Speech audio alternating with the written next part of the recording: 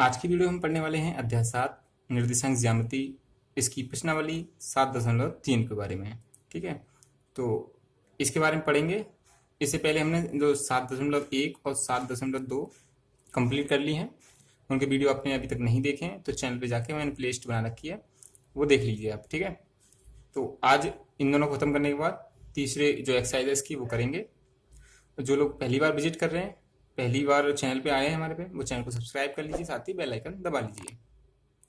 Hello दोस्तों, मैं हूं अभिषेक, आप देख रहे हैं अभिषेक एकेडमी। तो आज का वीडियो शुरू कर लेते हैं। आपने अभी तक पढ़ा है कि त्रिभुज का जो क्षेत्रफल होता है 1/2 आधार गुणा शीर्ष लंब। मान लीजिए एक नॉर्मल त्रिभुज है आपका, जैसे मैं ऐसे बना दूं एक त्रिभुज कोई, ठीक है, और यहाँ से मैं एक इस शीर्ष से इस पे एक लंब डाल दूं ये, ठीक है, तो इसका जो क्षेत्रफल होगा, मान लीजिए ए बी सी, इस ए बी सी का जो क्षेत्रफल होगा वो क्या होगा, 1/2 इसका जो आधार है आपका बी सी गुणा और जो शीर्ष से लंब डाला गया है वो, इसकी दूरी जो भी दी रखी होगी हमें, और जो ये आधार है इसका, इसकी जो दूरी रखी है। ठीक है, तो 1/2 आधार गुणा शीर्ष लंब, तो ये हो गया आपका नॉर्मल त्रिभुज का त्रिभुज। लेकिन इस एक्सरसाइज में हम पढ़ेंगे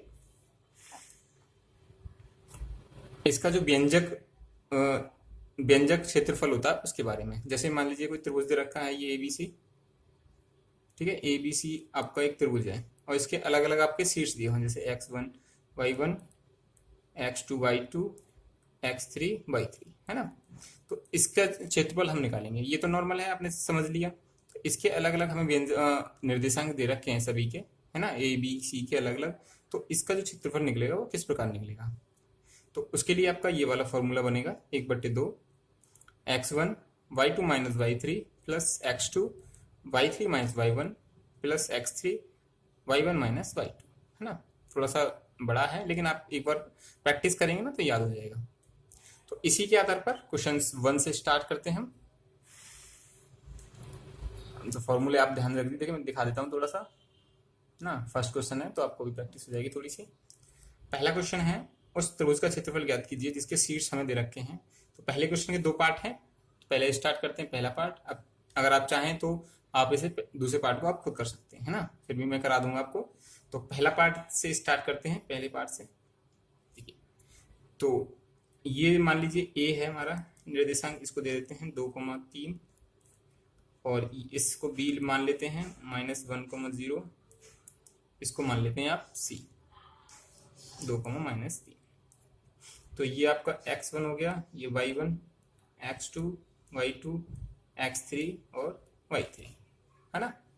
आप समझ लीजिएगा आराम से। देखिए, चाहे तो इसके लिए आप त्रिभुज भी बना सकते हैं, है ना। तो जैसे त्रिभुज अगर बनाना चाहें आप तो बना ले सकते हैं, कोई दिक्कत नहीं है। त्रिभुज बनाने में कुछ नहीं है, ऐसा ही बनेगा त्रिभुज। और इसके जो x1 y1 की क्या रखेंगे, ये निर्देशांक हम रख देंगे। देखिए अब क्या करना है, सिंपल है, बस आपको थोड़ा सा ध्यान इस फॉर्मूले में ही रखना है। यहाँ आपको गलती नहीं करनी है प्लस माइनस की, है ना। बाकी सब सिंपल है। तो फॉर्मूला लगाएंगे, त्रिभुज एबीसी का क्षेत्रफल, हमने एबीसी मान लिया त्रिभुज एक, है ना। तो इसका जो क्षेत्रफल बैठेगा वो क्या बैठेगा, देखिए 1/2। एक बार और फॉर्मूला मैं आपको लिख देता हूँ तो इससे थोड़ा प्रैक्टिस हो जाएगी। x1 y2 minus y3 plus x2 y3 minus y1 plus x3 y1 minus y2। Okay, एक दो बार लिख के देखेंगे आप तो आपको प्रैक्टिस हो जाएगी अच्छे से। ठीक है, तो देखिए 1/2 x1 यहां से देख लीजिए आप कितना है 2, y2 आपका यहां से देख लीजिए 0 है, फिर माइनस लगा है, y3 है आपका ये माइनस का 4। साइन आपको ध्यान रखना है, जैसा है प्लस माइनस वैसा ही करना है, चाहे आपको एक स्टेप बढ़ाना पड़े, लेकिन आपको ये आलस नहीं करना है कि यहीं की यहीं कर दूं मैं। ठीक है ना, ये आपको ध्यान रखना है विशेष, क्योंकि अगर प्लस माइनस की इसमें गलती होगी तो आपका आंसर गलत आएगा। x2 की वैल्यू आप देख लीजिए माइनस का 1 और y3 है आपका माइनस का 4 और फिर माइनस है आपका y1 है आपका 3 प्लस x3 है आपका 2 और y1 3 है आपका माइनस का, y2 है आपका 0। ओके, आपको साइन का बहुत ही ध्यान रखना है, आराम से करना है। देखिए इसको लिख लेता हूँ मैं एक बार 2। ये माइनस और माइनस प्लस हो जाएगा, तो अगर 4 में मैं 0 जोड़ूंगा तो कुछ नहीं वही रहेगा, तो प्लस का हो जाएगा 4। फिर यहाँ कर लेता हूँ, चलो प्लस लगा लेता हूँ, है ना। देखिए ये हो जाएगा माइनस माइनस का 7, है ना। और ये हो जाएगा आपका माइनस का 1, तो माइनस का 1, और ये इसको मैं खोलूंगा तो मल्टीप्लाई माइनस का 7। एक स्टेप बढ़ा लेना, लेकिन गलती नहीं करनी है। प्लस 2, देखिए ये तो 3 ही रहेगा, इसमें से कुछ भी घटा लीजिए, तो 2 तिया 6 हो जाएगा ये,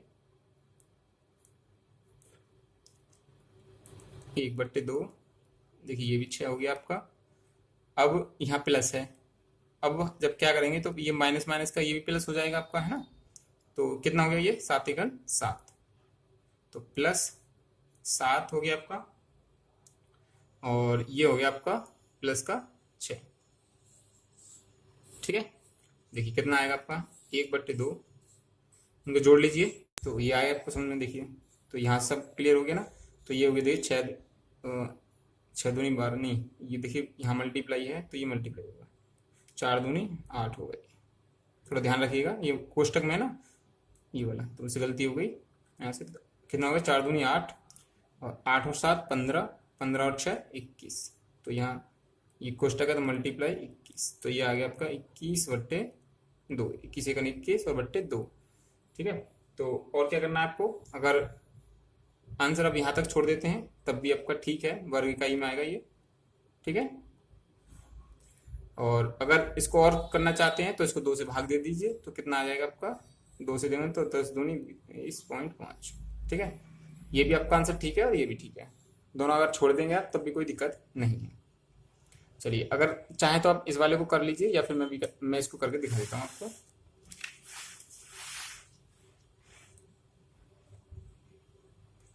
देखिए निर्देशांक हैं आपके, सेकंड वाला जो है